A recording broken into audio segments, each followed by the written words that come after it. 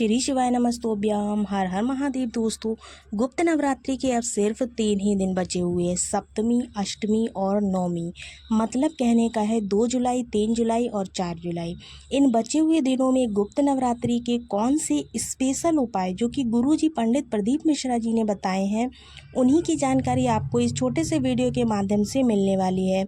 इसमें गुरुजी पंडित प्रदीप मिश्रा जी के द्वारा बताए गए बिल्कुल नए उपायों की जानकारी आपको देने जा रही हूँ।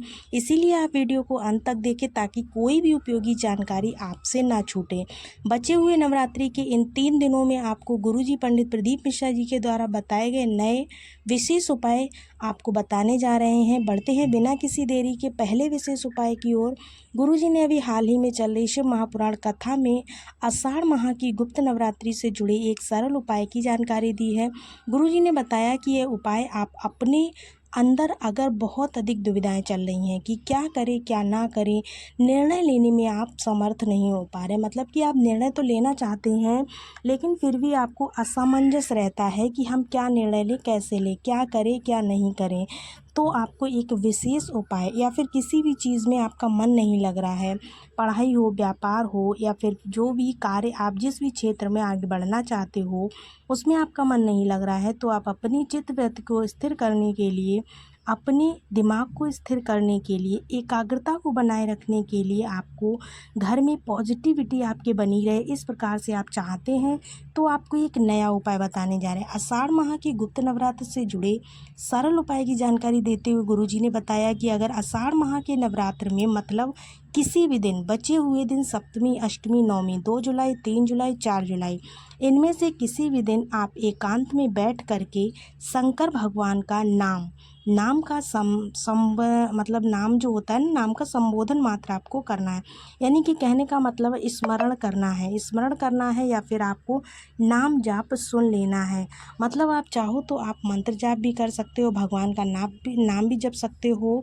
शूल टंकेश्वर महादेव, पिपलेश्वर महादेव, बिल्वेश्वर महादेव, जिस भी महादेव का नाम आपको याद हो आप उनका नाम स्मरण कर सकते हैं, उस नाम का मंत्र जाप कर सकते हैं। बस आपको करना क्या है, करना इतना है कि किसी भी एकांत जगह में जाकर ही करेंगे या फिर आप सिर्फ ओम मंत्र का भी जाप कर सकते हो, ओम नमः शिवाय मंत्र का जाप कर सकते हो।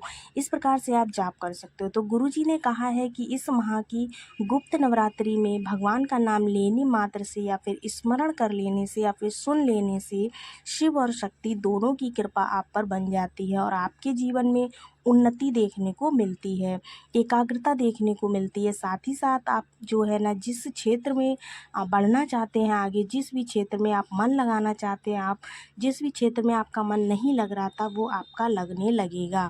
तो इस कार्य को ज़रूर कीजिएगा, उसमें भी आपको हर कार्य में सफलता देखने को मिलेगी, एकाग्रता बढ़ती है, कार्य शीघ्र अतिशीघ्र पूर्ण होते हैं। बढ़ते हैं गुरुजी की बात के दूसरे विशेष उपाय की ओर। दूसरे उपाय में गुरुजी ने क्या कहा है, गुरुजी ने एक ऐसा नया उपाय बताया जिसे गुप्त नवरात्रि में माता हेमवती का नाम लेकर करना होता है। गुरुजी ने बताया था कि जीवन में बहुत अधिक कष्ट चल रहे हो, कोई मंजिल या रास्ता दिखाई नहीं दे रहा हो, सफलता जीवन में मिल ही नहीं पा रही हो, गुरुजी ने नवरात्रि के 9 दिनों में यह उपाय करने को कहा था। लेकिन अगर आपने अभी तक नहीं किया है तो गुरुजी ने सभी से एक नियम लेने को कहा है। अगर आपने 9 दिन मतलब नवरात्रि के जितने भी दिन निकले हैं उन दिनों में अगर अभी तक आपने ये वाला उपाय नहीं किया है तो बचे हुए दिनों में भी आप कर सकते हैं। यह एक भगवान का पूजन है जिसे जितना ज़्यादा करेंगे उतना अच्छा है। पर अगर अभी तक आपने नहीं किया है तो कोई दिक्कत नहीं है, बचे हुए 3 दिनों में आप इस उपाय को कर लीजिए। बस आपको एक नियम बना लेना है, बचे हुए 3 दिनों तक आपको लगातार ये उपाय करना है।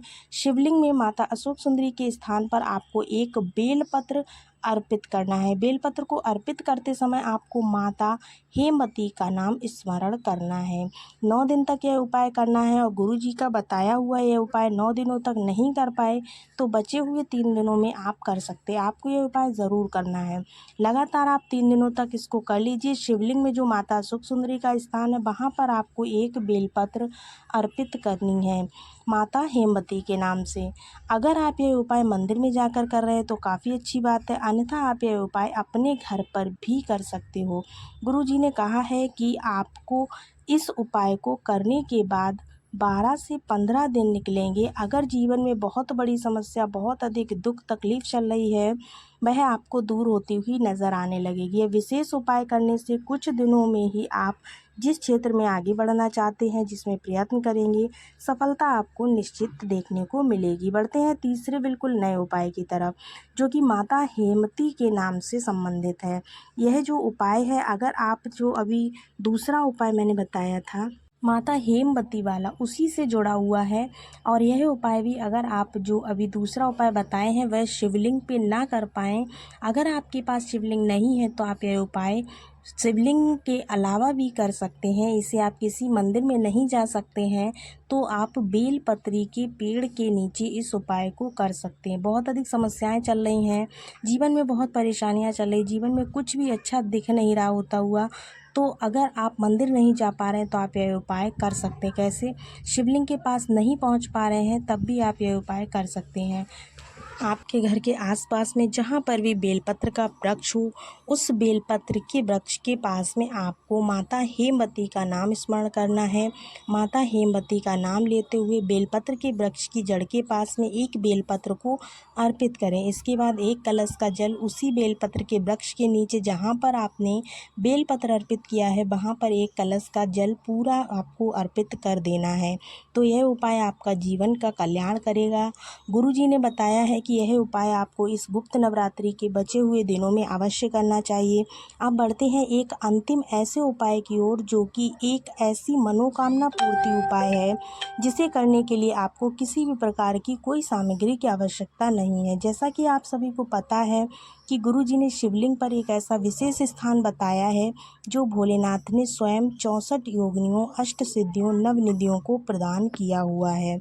और गुरुजी ने इस विशेष स्थान पर स्पर्श करते हुए एक ऐसे मनोकामना पूर्ति उपाय को करने को कहा है जिसे करने से 7 से 15 दिनों में आपकी मनोकामना पूर्ण होती हुई नज़र आने लगेगी। और कोई भी मनोकामना पूर्ति उपाय करते समय आपको इस बात का ध्यान रखना होता है कि आपको अपने कर्म में अधिकता लानी होती है। ऐसा नहीं है कि सिर्फ उपाय कर लिए और आपकी मनोकामना पूर्ण हो जाएगी। उस मनोकामना को पूरा करने के लिए आपके अंदर लगन होनी चाहिए, वह निश्चित पूर्ण होती है। तो शिवलिंग में एक ऐसा स्थान जहाँ पर श्री शिवाय नमस्तुभ्यम बोलते हुए अगर आपने अपनी कामना कर लेते हैं तो वह कामना निश्चित रूप से पूर्ण हो जाती है। आप वीडियो के माध्यम से देखकर भी समझ सकते हैं। वह स्थान माता अशोक सुंदरी के स्थान से शिवलिंग के बीच में खाली स्थान होता है, जहाँ पर आपको अपने हाथ की हथेली रखना है और स्पर्श कराना है। कोई भी मनोकामना हो आपकी ज़रूर से पूरी होगी। रोग को लेकर हो, धन को लेकर हो, वृद्धि को लेकर हो, कर्ज मुक्ति की हो, व्यापार संबंधी किसी भी प्रकार की आपकी मनोकामना हो, बच्चों की पढ़ाई को लेकर हो, ज़रूर से पूरी होगी। होप सो आपको सारे उपाय बहुत अच्छे से और क्लियरली समझ में आए होंगे। इस वीडियो में बताए गए सभी उपाय पूज्य गुरुदेव की कथा से सुनकर आपको हाल ही की कथा के बताए हैं, तो उपाय को करिएगा ज़रूर और पूरा का पूरा लाभ लीजिएगा, क्योंकि अब बचे हैं मात्र 3 दिन आपके पास। इन 3 दिनों में जो भी उपाय आप करना चाहते हैं वो ज़रूर से आपका पूरा होगा, उसका फल आपको अनंत गुना होकर मिलेगा ही मिलेगा। चलिए मिलते हैं अगले वीडियो में, तब तक के लिए राधे राधे, श्री शिवाय नमस्तुभ्यं।